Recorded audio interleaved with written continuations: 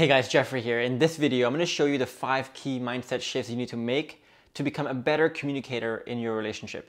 And I really want you to stay till the end of this video because, when it comes to becoming a better communicator, what I find is that the problem is not tactics. I think we all understand the importance of listening, for example, the importance of asking questions, for example, but it's the mindset shift that is really blocking us from executing on these tactics properly and more effortlessly. And just like myself and just like all my students, what you'll find is that once you can make this mindset shifts, doing all the right tactics and becoming a better listener and becoming a better communicator will just come more effortlessly to you. And before we start, I want to let you know that I'll be hosting a free live masterclass. So be sure to stay till the end of this video for the announcement on how you can get in on that masterclass. And if you want more content and more videos that can empower you with the right skills and knowledge to design a thriving relationship, I want you to subscribe and click the bell button as well to be notified when I post new videos 3 times every single week. And the first key mindset shift I want you to make is that it's not about making statements, it's about asking questions. So I think a lot of people, when they picture communication, they picture making statements. They picture them saying things like, I think this, I think that, here's what I feel, here's what I know, here's what I think. But understand that without questions, without first discovering, your statements will mean nothing. In fact, it causes your partner to be more defensive. So to give you an analogy here, imagine you're going to a doctor and the doctor doesn't ask you any questions and he makes a statement. Here's what you should take. Would that statement have any weight? Probably not. In fact, it's going to make you very defensive. The same way when your partner starts to make statements to you without asking you any questions to understand your point of view, you're instantly going to get defensive. And your partner is going to get defensive as well when you do the same. So understand that without questions, your statements will mean nothing and will cause more defensiveness in the long term. And right now, when your conversation is all about you expressing statements and then your partner expressing statements back, you're going to butt heads a lot. And your conversations will be more like a debate than it is an actual conversation. But when you ask questions, understand that your questions add power to your statements. So the first advantage of questions is that it adds safety to the conversation here. It tells your partner that you are here and ready to listen and willing to discover. And the same way when someone is asking questions about you and really trying to get to know you, your guard goes way down because you're thinking, hey, there's no need to justify myself to get all defensive because this person's just trying to discover, not trying to judge me or criticize me for any reason. And the safety leads to more receptiveness. She'll be much more receptive to what you have to say because she's going to think he understands. He's not just saying this because this is what he thinks is right. He's saying this because he understands my problem and he knows how to fix it. And it allows for better solutions as well because you understand both sides of the story. And when you understand both sides of the story here, you can give better solutions. And again, we go back to the example that we gave about the lawyer or the doctor or the car salesman, where if the car salesman, for example, asks you a lot of questions about your needs, about what you're looking for, and what your problem is exactly, whatever recommendations he makes, you're going to be a lot more open to it because you're going to think, he understands my problem, he understands my situation. So whenever you're communicating, you have to begin your communication session with just asking a lot of questions, being in the discovery mode. And 80% of your conversation should be about you asking questions and you discovering things from your partner's point of view before making any statements. And the second point here has to do with the first one, but I want to approach it from a different angle here, and is that you want to prioritize discovery over solution. So when you ask a lot of people, what is their idea of a successful conversation? They're going to name things like it's a conversation that's fast, that's efficient, and also a conversation that ends with a good solution at the end. But understand that if you're prioritizing speed and efficiency, and you're prioritizing solutions, what you're doing is you're racking up communication debt. So what is communication debt? In financial terms, debt is when you're borrowing, from the long term to fund something in the short term. You're making something easier in the short term, but you're making it more difficult for you in the long term.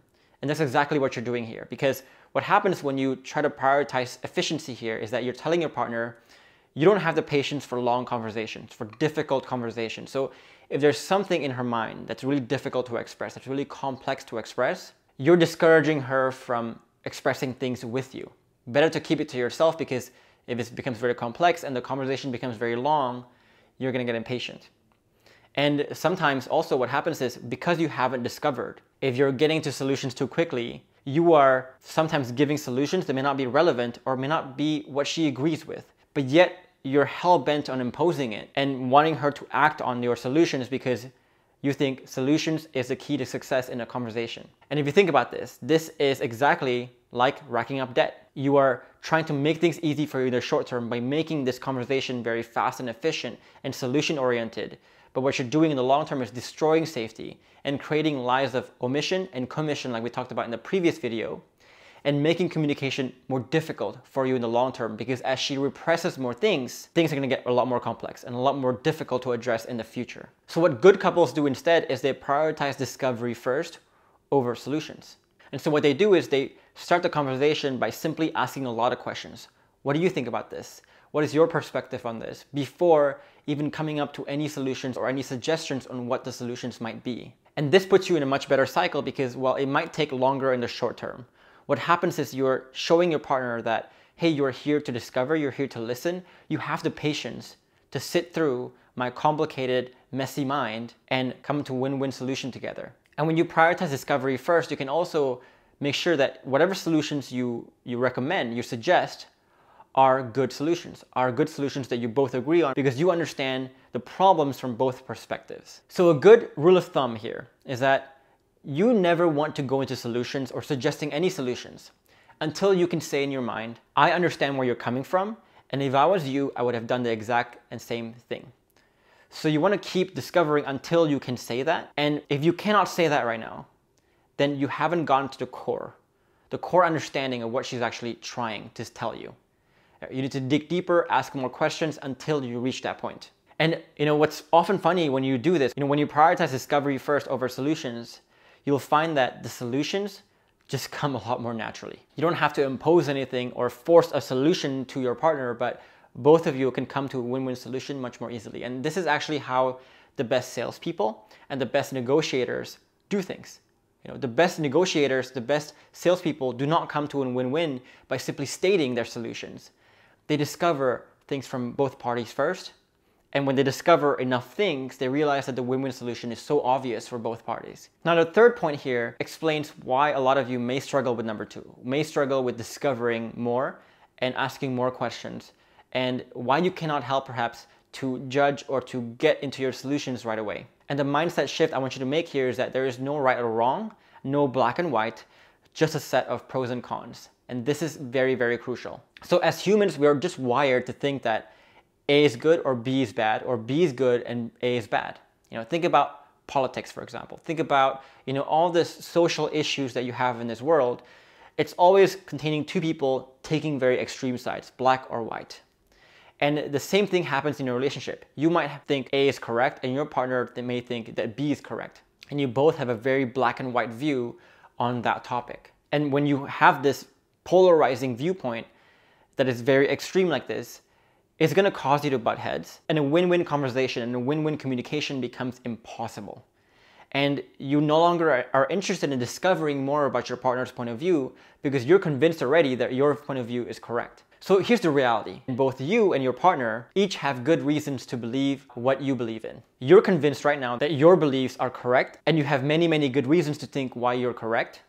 Well, guess what? Your partner has the exact same mentality. And when you start actually exploring your partner's point of view and exploring why do you think what you think is correct or right, you will realize that nothing in this world is black or white.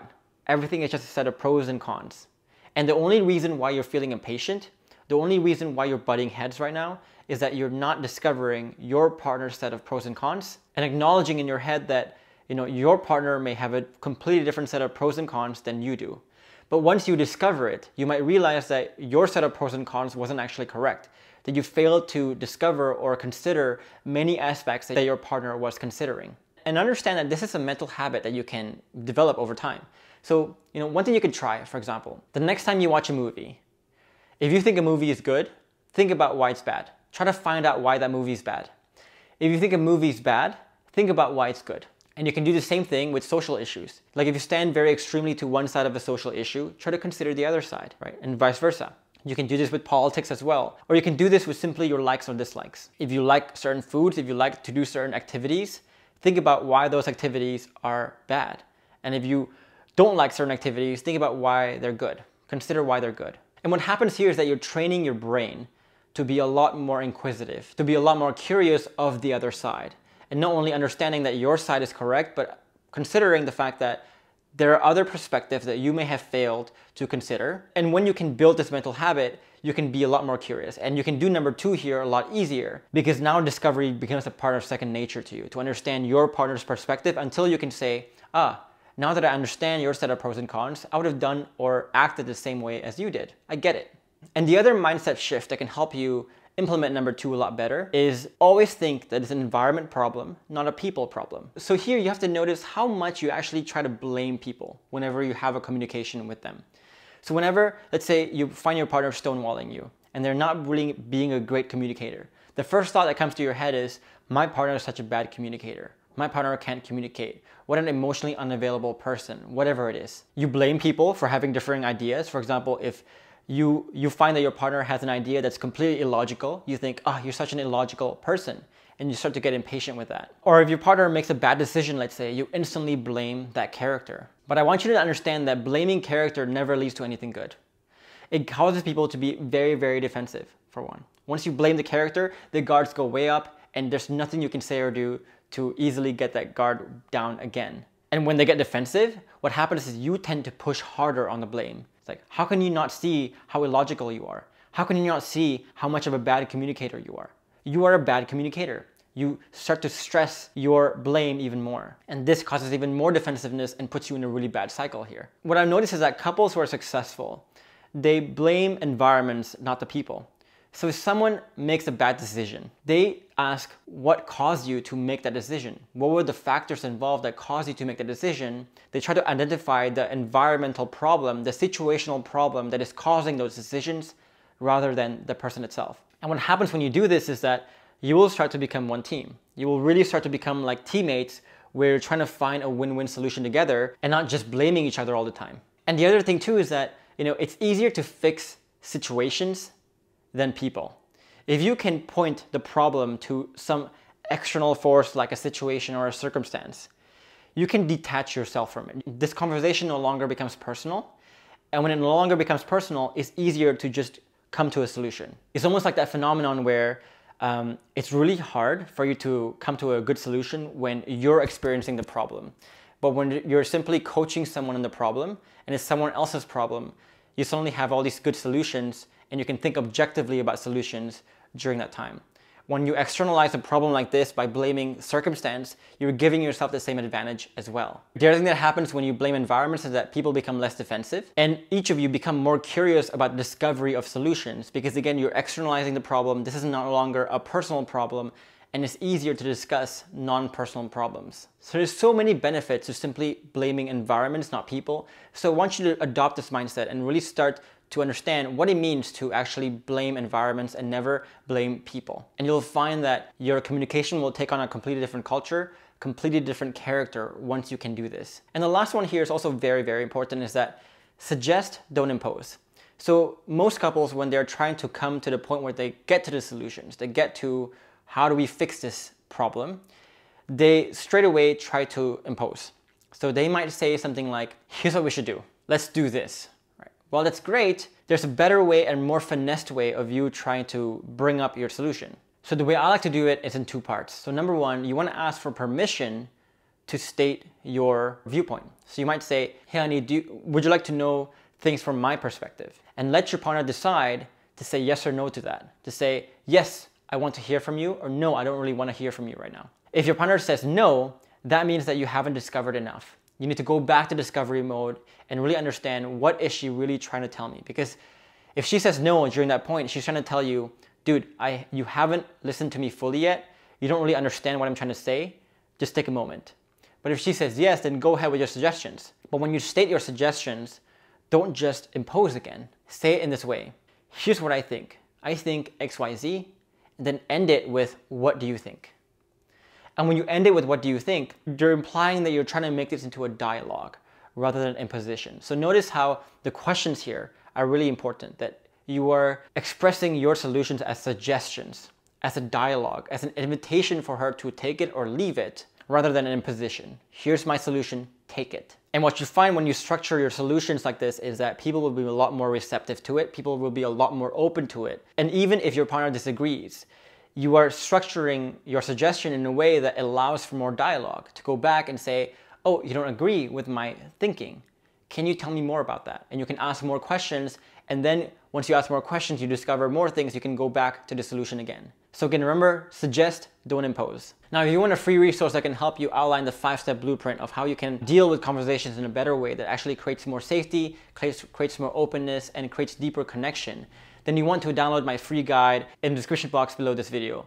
And if you want in on that free masterclass that we talked about in the beginning of this video, where we're going to discuss the 5 proven steps to rebuilding your relationships from the ground up, then you can also check out the link in the description box below this video. And this masterclass will teach you the 5-step process that all my students and myself have gone through to rebuild our own relationships. And I think you'll find a lot of clarity on the next steps you need to take to actually start rebuilding this from the ground up if you're struggling with your relationship. And know also that I'll be extending to you a special offer at the end of that masterclass. So, that special offer, you can only get it if you attend that masterclass, if you're there to show up. So be sure to sign up and reserve your spot as soon as you can by clicking the link in the description box below this video. And of course, if you want to connect with me on a more personal level, I have a free Facebook group where you can actually ask your questions and get good advice on those questions. And if you want to join that Facebook group, the link is also in the description box below this video. Now, in the meantime, let me know in the comments below, what did you find most insightful or eye-opening in this video? Leave a comment below. I'd love to hear your thoughts. And if you found this video helpful and valuable, then go ahead and click the like button and subscribe to this channel for more content like this one. But in the meantime, I do want you to watch these other 2 videos on communication and how to become a better listener, so that you're better equipped to create this deeper connection between the 2 of you in your relationship. In the meantime, I will see you in the next video.